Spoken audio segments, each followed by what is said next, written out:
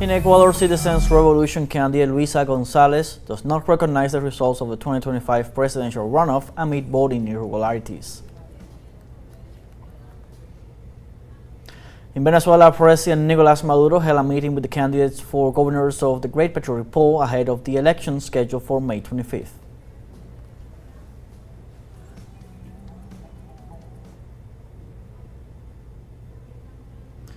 And in Vietnam, President To Lam and his Chinese counterpart Xi Jinping signed Monday several cooperation pacts aimed at strengthening trade ties amid global tensions caused by U.S. tariffs.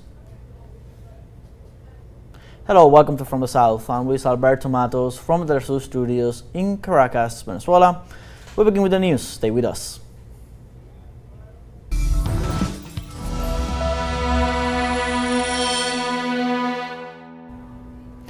The Citizens Revolution movement in Ecuador rejected the results of Sunday's presidential runoff election, claiming irregularities that question the alleged victory of candidate Daniel Noboa.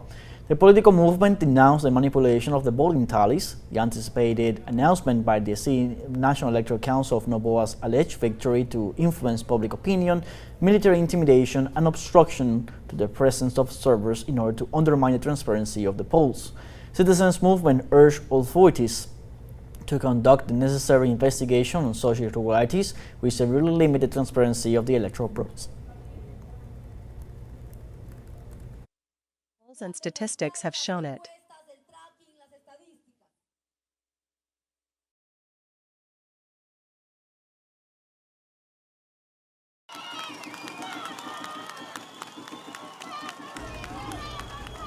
And the network of intellectuals and artists in defense of humanity of Ecuador expressed its solidarity with the Ecuadorian people and Citizens Revolution candidate Luisa Gonzalez.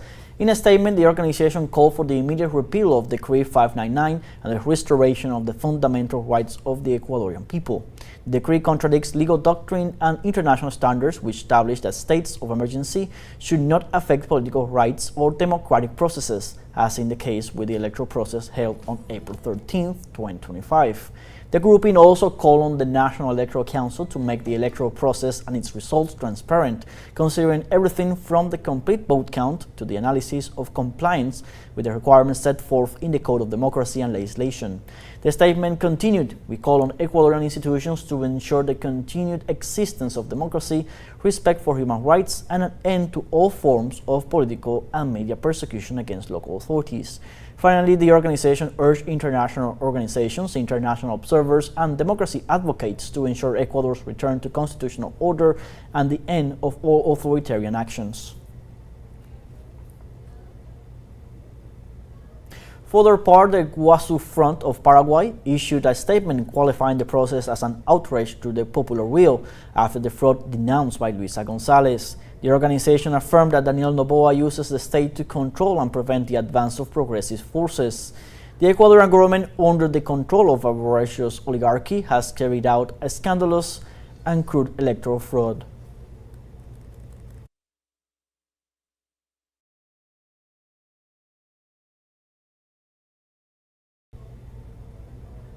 We are now again live to Ecuador with our special envoy, Jorge Gestoso, to have all the details of everything that has happened so far this Monday after the electoral process of Sunday.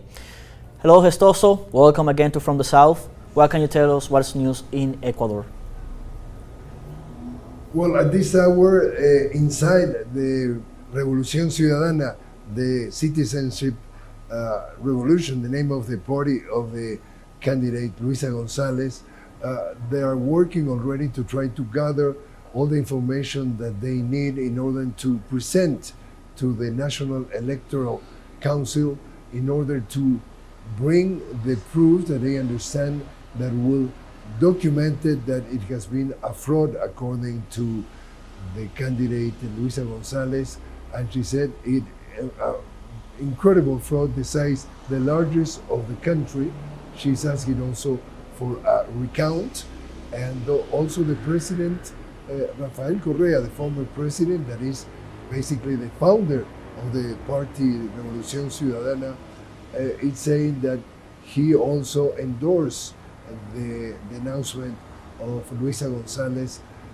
Definitely it has been around the world, many countries that they have shown their support of Luisa Gonzalez, and in that case also they are bringing up like the situation of democracy in our region, where many times the elite, the oligarchy, is still running the country. That is a typical case, for example, of Peru, where it has been the case of the former president Pedro Castillo, that has been through lawfare received a soft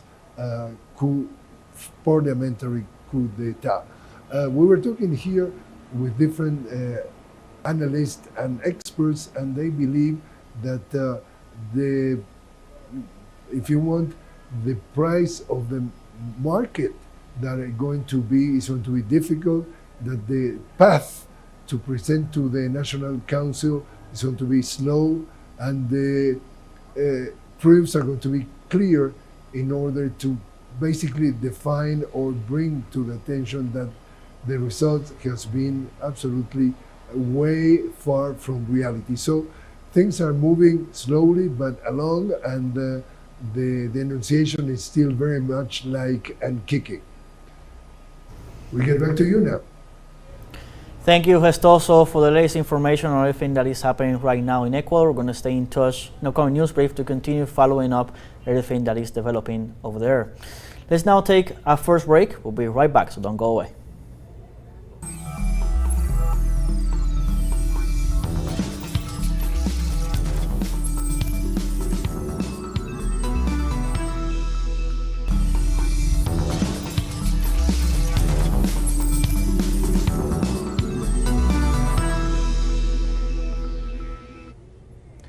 Welcome back.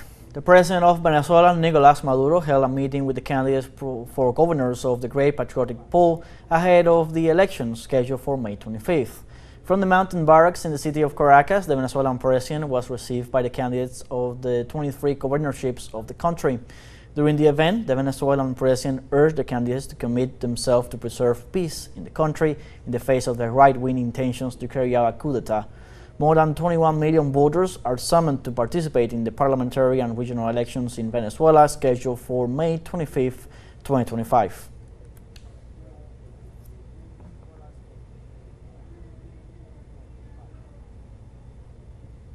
And as of Monday, Argentina eliminates foreign exchange restrictions as part of the so-called Phase 3 of the economic program of Javier Milei's government.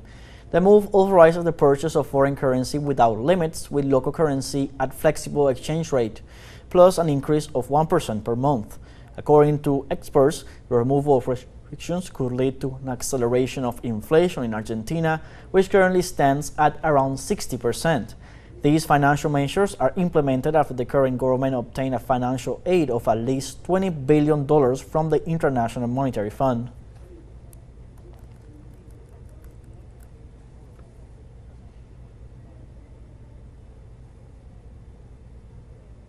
U.S. President Donald Trump met with his Salvadoran counterpart Nayib Bukele on Monday to tackle strategic cooperation issues, namely the massive deportations of Latin American migrants.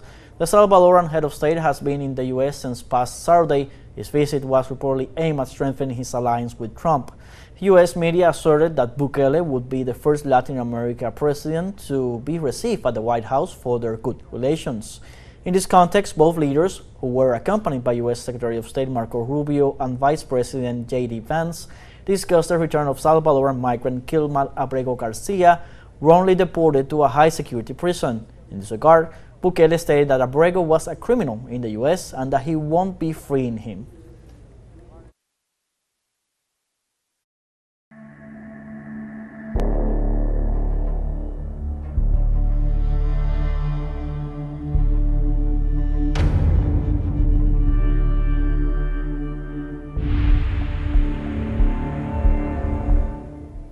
And the Palestinian Civil Defense denounced that the Israeli occupation regime had been arbitrarily attacking the health sector in the Gaza Strip.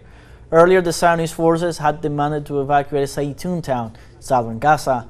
Right afterwards, Israeli airstrikes hit the area, namely the Al-Hali Baptist Hospital, the last one able to provide medical assistance.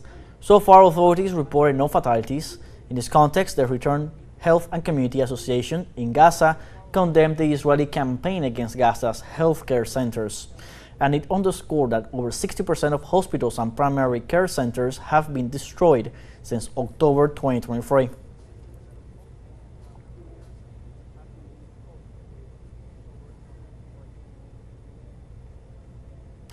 Houthis registered new U.S. airstrikes on Sana'a city, which brought about 6 deaths and 30 others injured. Yemeni media reported that U.S. bombings targeted a factory in the industrial Al-Sawari western zone in Bani Matar region. Houthis confirmed the aforesaid death toll and wounded in the ceramics factory after the 3 consecutive attacks, in addition to the impact of shellings on Sunday evening. Houthis further claimed that the factory had recently resumed its operations after receiving a similar aggression in 2016 that had kept it closed for several years. Likewise, they highlighted that the U.S. offensive has claimed some 100 lives and injured 250 people, mostly women and children.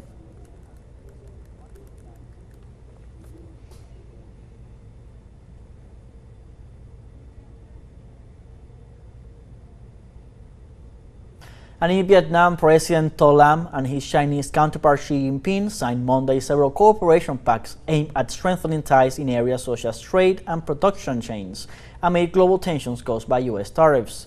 Among the documents signed was a memorandum of understanding aimed at enhancing cooperation between the China Council for the Promotion of International Trade and the Vietnam Chamber of Commerce and Industry. The leaders also sought rapprochement in areas such as green economy and artificial intelligence. In Vietnam, for a state visit, the Chinese president stressed the importance of deepening mutual trust and generating tangible benefits for both peoples. Furthermore, he urged the defense of the multilateral trading system.